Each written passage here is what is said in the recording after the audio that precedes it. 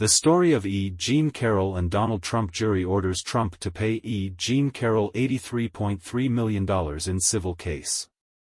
Carrol alleges that Trump raped her after they ran into each other at a department store in the 1990s. She first published the allegations in 2019 in a New York Magazine article. The Carrol said in her testimony. Two other women who've accused Trump of sexual misconduct, businesswoman Jessica Leeds and People magazine writer Natasha Stoynoff. She spoke with Trump after he recognized her as the advice lady when they were both in the department store, Bergdorf Goodman. After their run-in, Trump said he needed her help picking a gift for a woman in his life, ultimately heading to the lingerie department. Once there, according to Carrol's allegations, Trump convinced Carrol to go to the dressing room, where he pushed her against a wall and put his mouth on hers. Carrol pushed him away, but he allegedly continued to force himself onto her. The former Elle columnist said she and Mr. Trump were shopping around the department store at the time when he asked her to try on a piece of lingerie that he was looking to purchase, a blue bodysuit. He was having a good time, and so was I, Ms. Carrol said, adding that the two were harmlessly flirting with one another. As the two reached the dressing room, Ms. Carrol said Mr. Trump shut the door and shoved me up against the wall. I was confused. I laughed, Ms. Carrol said.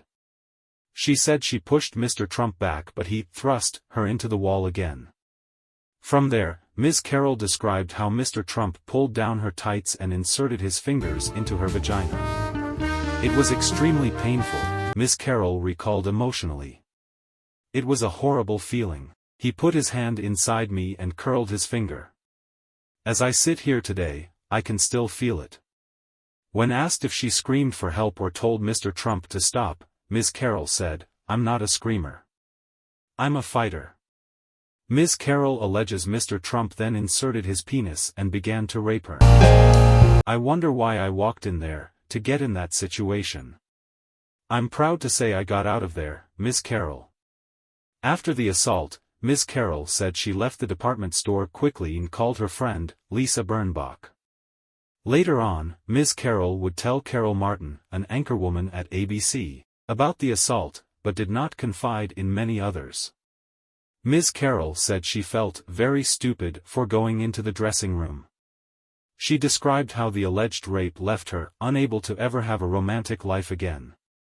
Later, Ms. Carrol elaborated on her inability to form and maintain romantic relationships, saying that because she was allegedly raped by Mr. Trump after flirting with him, it hindered her ability to engage with men. Lawsuit filed by Carrol is a civil one, but it doesn't put him at risk of jail time. Carrol has also asked for Trump to retract the denials he's made of the rape allegation if she wins the case. The two issues Carrol has raised in the suit include a claim of battery, citing psychological harms she's experienced because of Trump's alleged sexual assault, and a claim of defamation, due to the comments he's made about her manufacturing the allegation.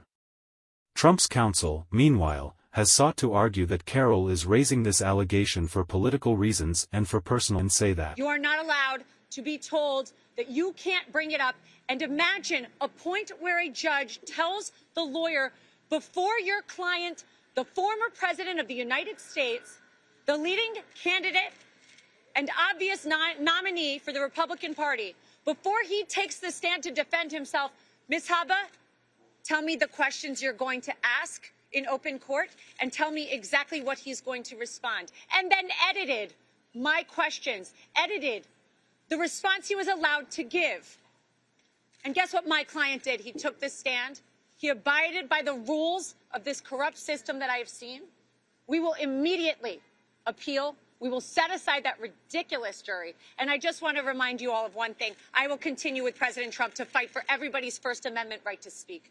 Everybody's a right to defend themselves when they are wrongfully accused and to be able to say, I didn't do it. And to double and triple and quadruple down and say, this is wrong. This is wrong. But we are in the state of New York.